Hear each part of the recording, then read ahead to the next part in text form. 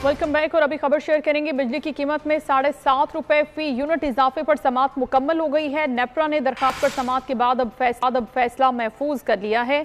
नेपरा तफसीलात का जायजा लेकर फैसला वफाकी हुकूमत को भिजवाएगा और फिर हुकूमत बिजली में कीमत में इजाफे का नोटिफिकेशन जारी करेगी। हतमी तौर पर बोल न्यूज़ के नुमाइंदा मलिक सईद से हम डिटेल्स जानेंगे। जी सईद।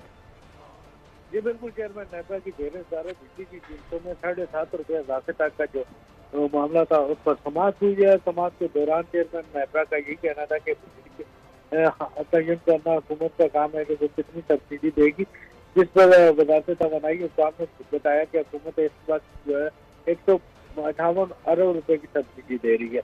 पहली 4 कैटेगरी में सब्सिडी दी जाएगी और कोई भी इजाफा जो है वो तजवीज नहीं किया गया। चेयरमैन नेपरा का ये कहना था कि हमने इलेक्शन नहीं लड़ना, हुकूमत से सब्सिडी देनी है तो वो कहाँ से दी जाएगी। क्या गुजारिश है कि हुकूमत एक शोबे को सब्सिडी दे और दूसरे से ले। तो उनका ये भी कहना था कि मुल्क में लोड शेडिंग की वजह बिजली की अदम दस्तयाबी नहीं, लोड शेडिंग की वजह महंगा तेल LNG ना मंगवाना है। डॉलर की किल्लत के बाद बरामदी फूल जो है वो कम मंगवाया जाता है। पावर सेक्टर में बगैर मनसूबाबंदी के पावर प्लांट लगाए गए।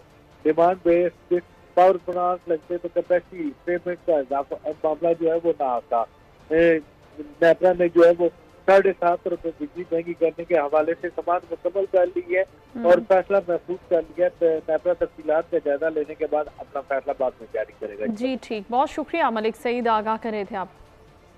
और कराची से खबर आपको देंगे जहां पर बोल्टन मार्केट के करीब इमारत में आग लग गई है।